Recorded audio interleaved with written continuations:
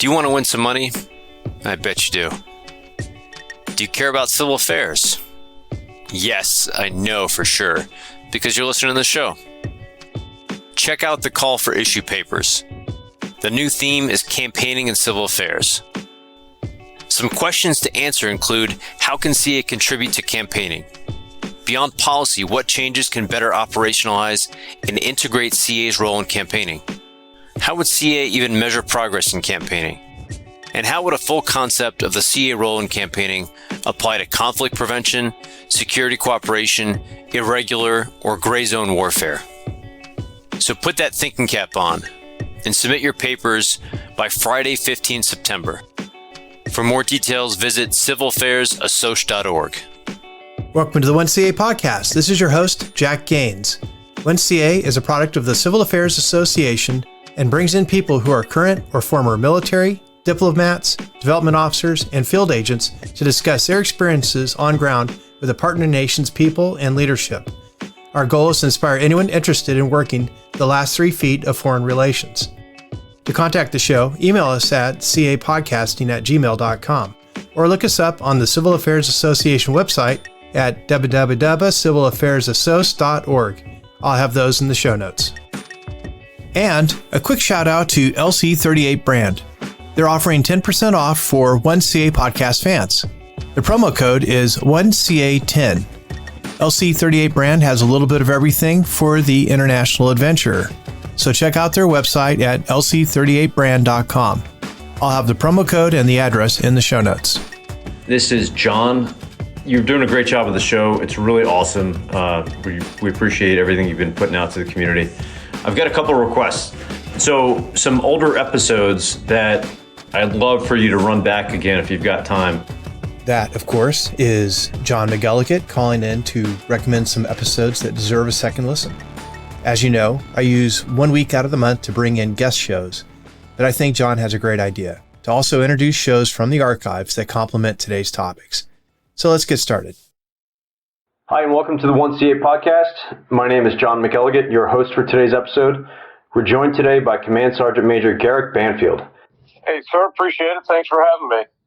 I was trying to look up your name and the origin of both Garrick and Banfield, and it looks like it's an Old English name. I think the finding what I found for Garrick was one who governs with a spear and mighty warrior. Do you know the background of your first name or surname? Well, sir, actually, I was originally going to be named Garrett.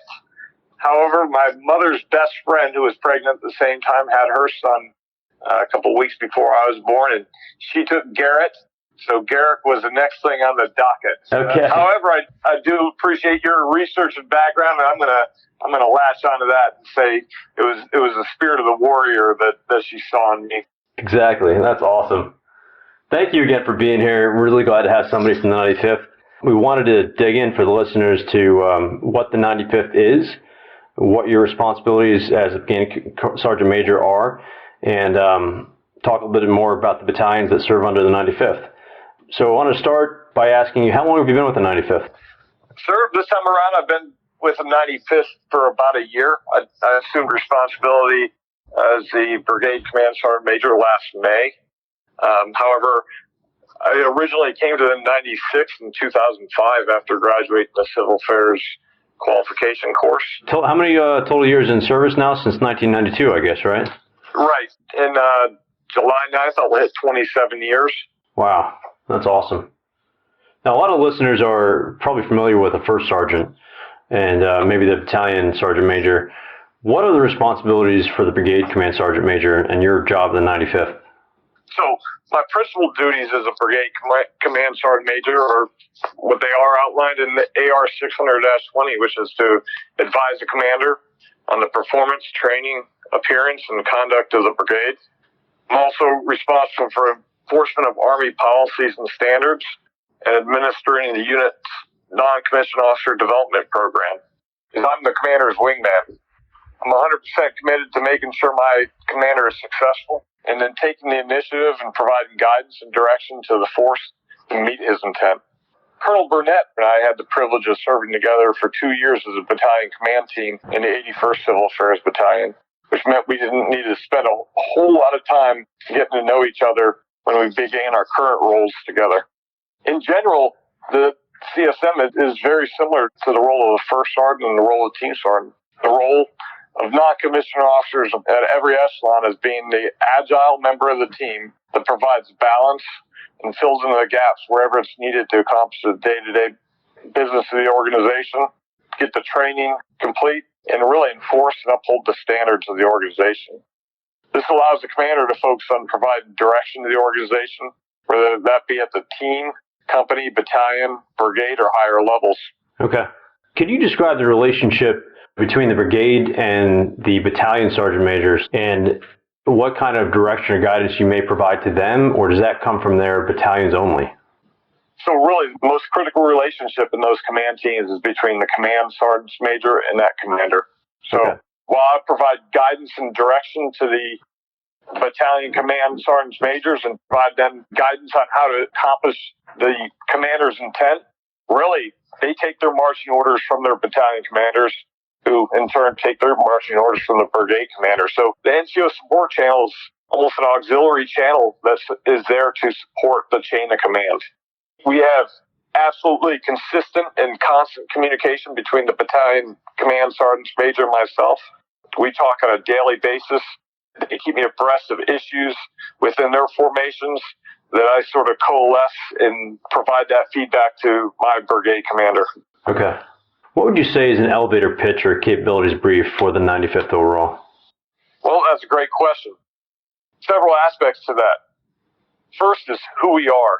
We're warriors, problem solvers, and regional cultural experts focused on the human component of the land domain in support of the geographic combatant commanders, U.S. ambassadors, and at the end, the nation's priorities.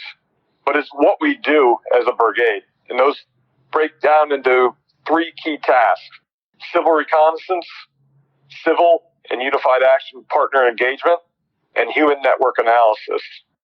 So our brigade is refocused on developing our medal, and we currently have 5 brigade medal tasks, and those are establish civil affairs task force, conduct human network analysis, coordinate unconventional warfare, coordinate foreign internal defense, and coordinate foreign humanitarian assistance operations. And the battalion medals are coalesced to support that brigade medal, which is passed further down into the guidance that battalions give to their companies for their training. So we're trying to get to a sustained readiness model where we're medal-based, evaluated and validated against performance metrics that support the medal, as opposed to solely mission-focused training for an upcoming mission. Roger. Now, how many battalions are there currently under the 95th, and aren't they regionally aligned? Absolutely. So in 2006, the Quadrennial Defense Review outlined the growth of civil affairs across the Army and directed the growth of the 95th Civil Affairs Brigade.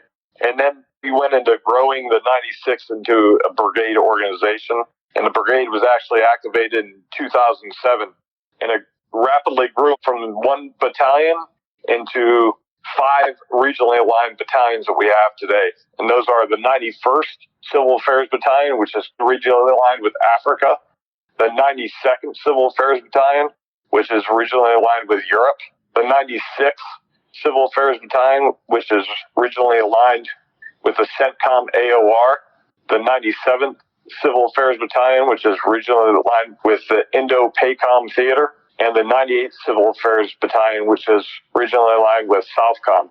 So they're focused on South and Central America. Would you say that the battalions will flex, grow a little bit as needed if there's more focus on CENTCOM AOR as opposed to AFRICOM, for example? Or now we're doing a lot of work in the Indo-PACOM area, so does 95th get more focus? So we're very, very focused on getting our civil affairs officers and NCOs regionally aligned by the battalions that they've been trained and educated for their language, their regional analysis and studies into those battalions. Each battalion has 6 line companies in a battalion with 5 civil affairs teams, and really based on the global employment requirements, we're right-sized right now for contingency plans and persistent engagements throughout. Roger. However, some theaters require more teams than others.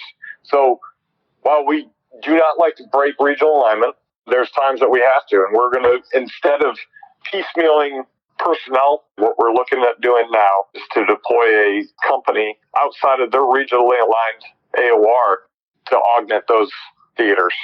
Roger. An example would be in CENTCOM. The 96 has a heavy requirement for civil military support elements within the CENTCOM AOR, and they've been going pretty hard and heavy for the past 16 years in the CENTCOM AOR. Right. We are now looking at rotating in companies from other battalions to pick up some of those missions in the CENTCOM AOR, specifically the combat-oriented missions that may be best suited compared to the civil military support element missions for somebody that is not specifically regionally aligned to CENTCOM AOR. Yeah, that's a good idea. So I've seen the public information on the website for the 95th that says that it's been in the process of growing. From 2017, there were about 1,200 soldiers to more than 1,800. Did that happen? Did that growth take effect? Well, we did get a good bit of that growth. We've sort of settled it right now at about 1,700 soldiers, civilians within our brigade. We're not projecting any growth in the near future. We seem to be about the right size to meet our current mission requirements.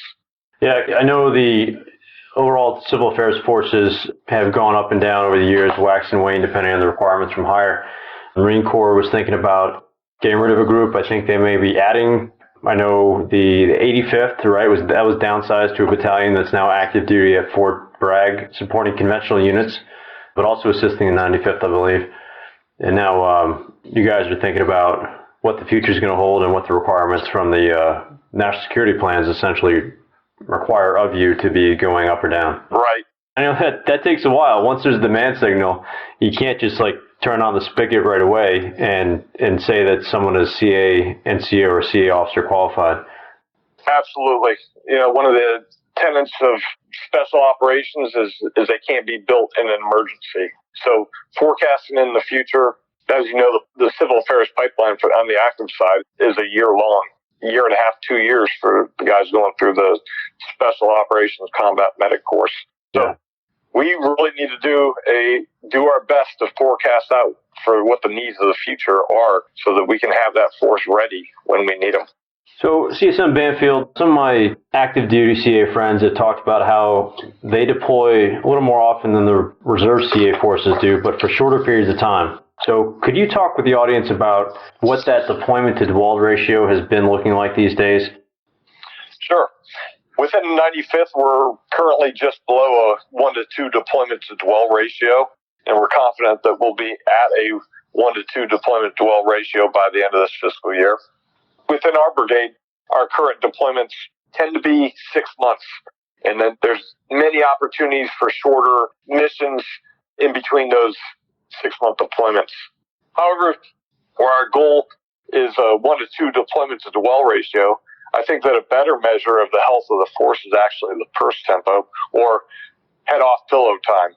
I say this because it doesn't matter to the spouses, children, and families of our service members whether our soldiers are deployed to a theater conducting operations, on temporary duty within the United States, or conducting training at a combat training center.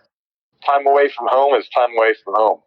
It's the cumulative effect of missing birthdays, anniversaries, and holidays that really wear down our force and families.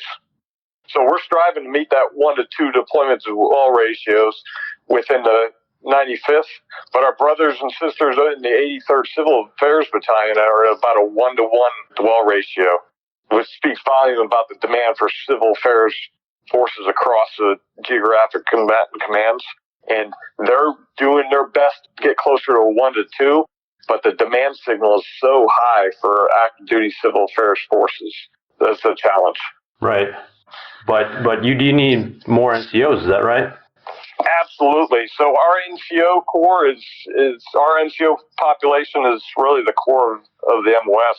And I believe we've got a vast pool of talent within the reserve forces are incredible. And I'd love to figure out the way to get them a pathway onto active duty for those that are interested. That's awesome. CSM Banfield, could you talk with the audience here about the greatest strengths that you've identified that you see from your perspective for the 95th CA Brigade? Yes, sir. So without a doubt, the greatest strength of the 95th Civil Affairs Brigade is the professionalism and dedication of our soldiers, NCOs, officers, and civilians. I'm always amazed at the caliber of NCOs, officers that we're getting from the civil affairs pipeline and the ones that are currently and have been serving within our brigade. And it's not only our brigade, across the entire branch, including the 83rd SWIC and our reserve counterparts. The quality and strength of our corps is really the individual soldiers.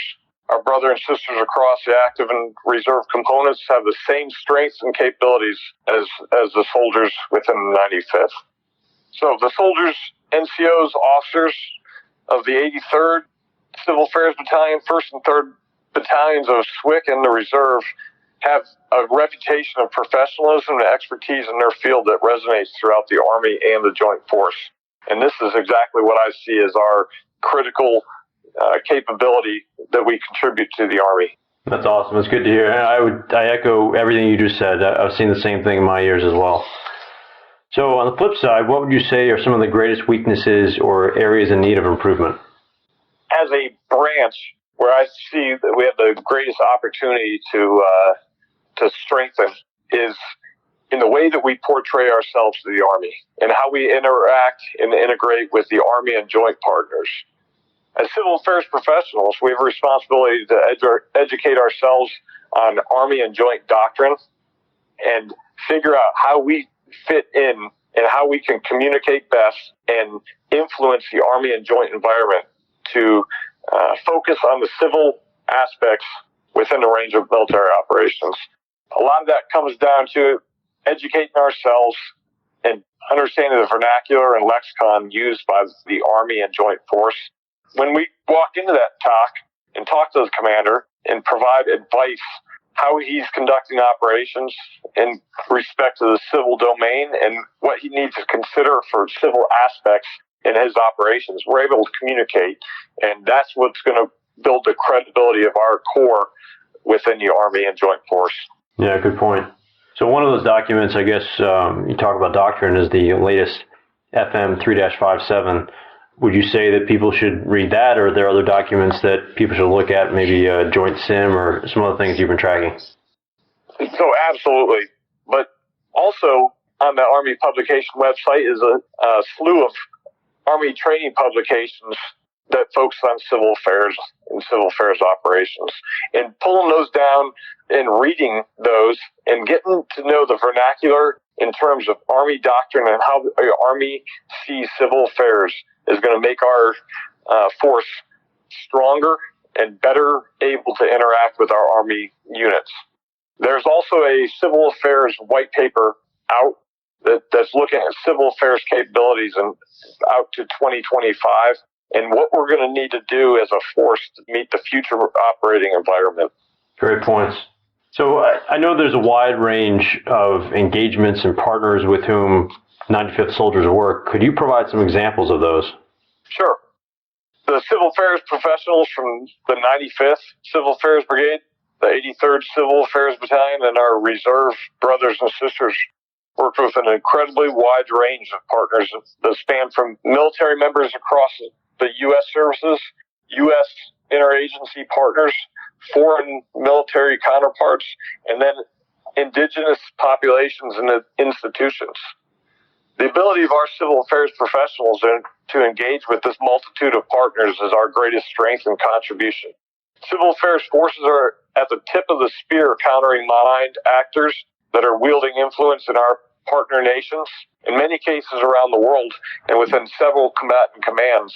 Civil affairs forces are the execution arm of American diplomatic efforts.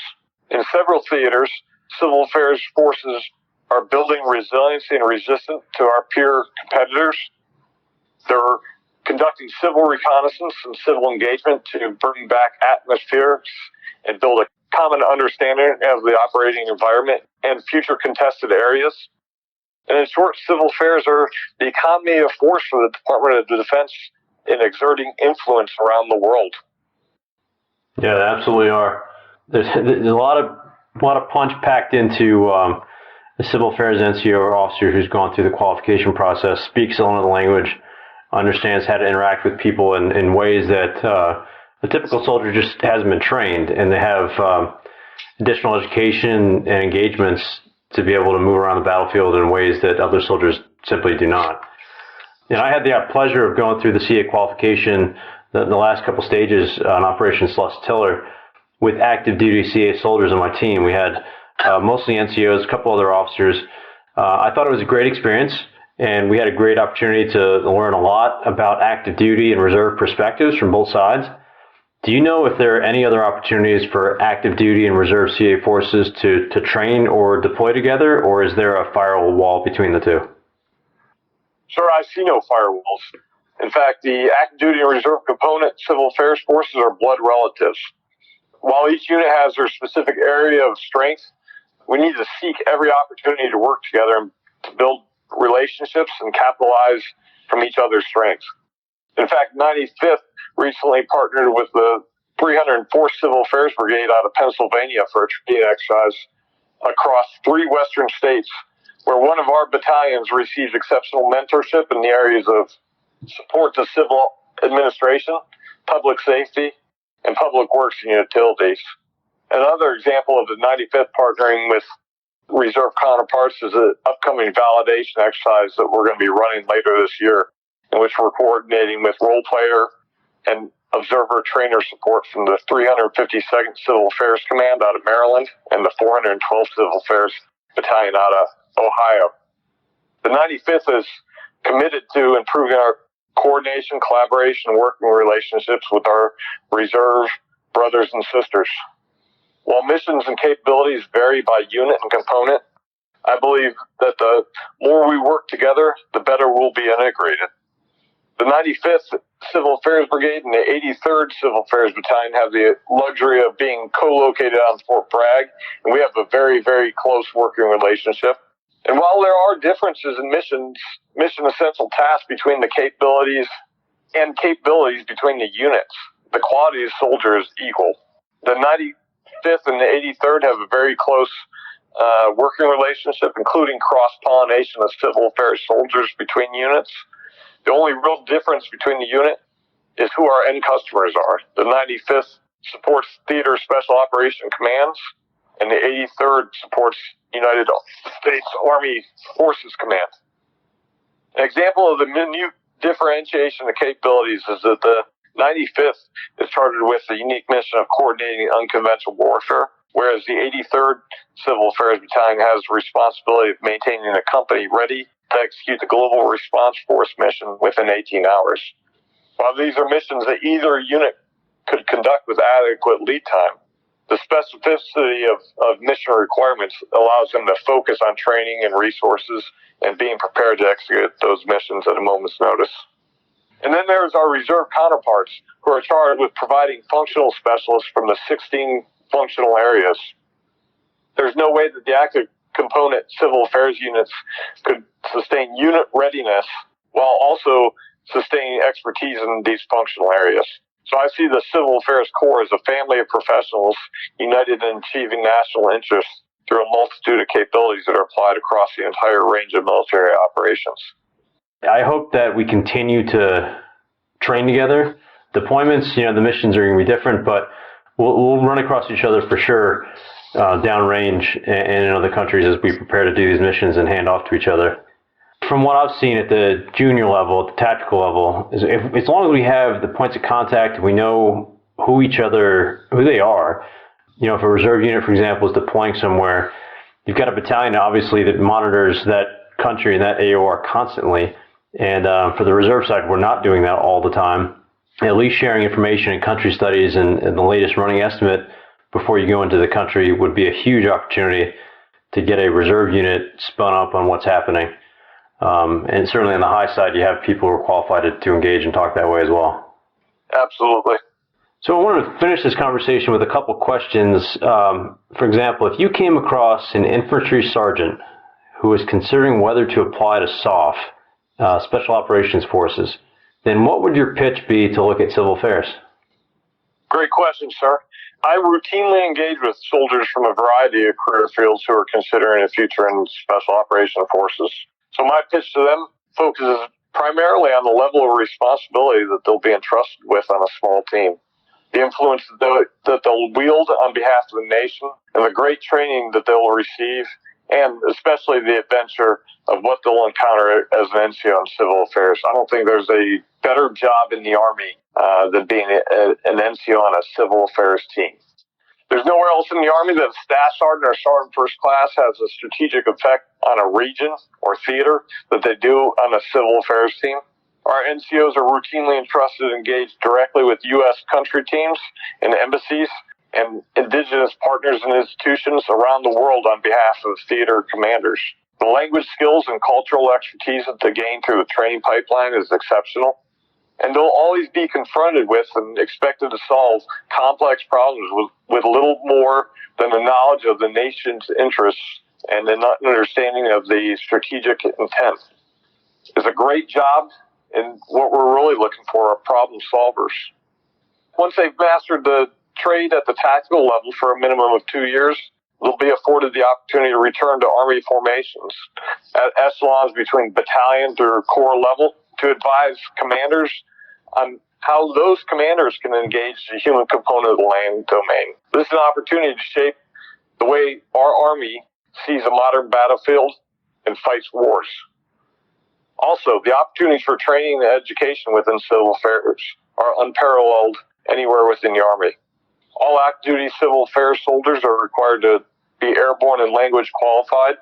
Our civil affairs forces have access to the Army's best advanced leadership and training courses. Just a few examples are the Special Operations Combat Medic Course, SEER School, Ranger School, Sapper School, Pathfinder, Information Operations courses, and a wide variety of courses down at the Joint Special Operations University. We routinely send our NCOs through fully funded master degree programs and employ them at the strategic level. And the opportunities within the Civil Affairs branch are limitless. In short, our NCOs and officers are trusted, respected, and accomplished more than any other MOS within the Army. On the reserve side, I see the citizen soldier nature of our reserve force as one of the greatest strengths when it comes to having a real-world experience in the 5 functional specialty areas, which are security, justice and reconciliation, humanitarian assistance and social well-being, governance and participation, and economic stabilization and infrastructure. The fact that there are civil affairs NCOs and officers that do these functions daily in their civilian lives as their full-time profession gives a breadth and depth of experience that the active component could never replicate. I also see a lot of opportunity for the active duty force and the reserve force to cross-pollinate. I'd love to see a pathway for civil affairs reserve and AGR soldiers to attend the civil affairs assessment and selection and then serve within the active component, whether it be for a few years or the rest of their career. Similarly, we have several NCOs and officers within the active force that joined the Army with the intent of serving our country in uniform for a few years and then will return to civilian life. I see this as an opportunity to bring those civil affairs experts from the active component into the reserve force to further strengthen the relationship between the two. That's awesome. My final question for you is, for some of the team sergeants, this may be the first time they've been in this role and had to manage a small team of fellow soldiers. What are some tips that you would share with those first-time team sergeants? Well, the best tip I can give to team sergeants or NCOs at any level is to remain true to the values and fundamental ethics and discipline expected of all Army leaders. Break down into a few simple rules. Number 1, do the right thing, even when no one's looking. Civil affairs teams will inevitably find themselves operating alone and unafraid with little to no immediate supervision. I expect leaders to live by and enforce standards. This starts with the small things: military courtesies, appearance, PT tests and quality of training that they're doing at home station. But if you're allowing these standards to be ignored in garrison and home station environment, you're building bad habits within your team. These bad habits will inevitably continue and grow downrange. Second, I'd say stay morally straight regardless of the situation in which you find yourself. We need our leaders to be the moral compass for their teammates that will keep them on the right azimuth. That's critical. At times, in the past, there have been ethical and moral missteps and miscalculations that have resulted in the loss of prestige to our nation. Those teams that are forward serving in foreign countries are a reflection and an ambassador of the United States. And that's a serious and heavy responsibility that they need to live up to. We send our teams into situations of high political risk, and they're entrusted to make the right decisions. As I frequently say, if you wouldn't do it or say it in front of a general officer, you probably ought to rethink what you're doing. Another good rule is do the routine things routinely well. A lot of what it is to be a team sergeant is the same as being a leader anywhere else in the Army. If you master the very basics, I'm talking about property accountability, administrative actions, counseling, individual and small unit training, general readiness for your team, etc. You're going to have a strong foundation to build on. Empower subordinates and teach others to do your job. If you find that the team, company, battalion, brigade, etc. can't function without you, that's a sign you need to focus on developing your subordinates. I've always had the luck of being surrounded by folks that are far more talented than I am, but I invest heavily in empowering leaders down to the lowest level possible to solve problems and exercise discipline and initiative. What that is not is passing your workload, problems, and blame onto others and then taking credit for the wins. What it is ensuring your subordinates understand the intent, the left and right limits, and allowing them to move out to the objective. It also means that you're ready to provide supporting fires when they need them and stand behind them when honest mistakes are made. It's our job as leaders to dust them off and get them back on the horse again. And that leads to my last point. Build trust. To be a great team, we must trust each other. Trust is a two-way street. In order to earn the trust of others, you have to not only be trustworthy and consistent in your words and deeds, but you also need to demonstrate your trust in others. You need to take every opportunity to exercise trust amongst your teammates. We've all heard the old adage of trust but verify, and some folks see that the verification part is a lack of trust. But I actually see that as a critical piece of building trust. It's an opportunity to reinforce trust between echelons. Well, that's some great advice. Brigade Command Sergeant Major Garrick Banfield, the Brigade CSM of the 95th CA Brigade, the mighty warrior, as we've learned early on this podcast. Thank you very much for being on the 1CA podcast. I really appreciate your time. I appreciate your time, sir. It's been an honor. Thanks for listening. If you get a chance, please like and subscribe and rate the show on your favorite podcast platform. Also, if you're interested in coming on the show or hosting an episode, email us at capodcasting@gmail.com. I'll have the email and CA Association website in the show notes. And thank you again to LC38 Brand for offering 10% off to our listeners. We've been nominated for the People's Choice Awards, and this is a little extra treat for those who made it happen. Again, the code is 1CA10 and the site is LC38 Brand. This is Jack, your host. Stay tuned for more great episodes. 1CA Podcast.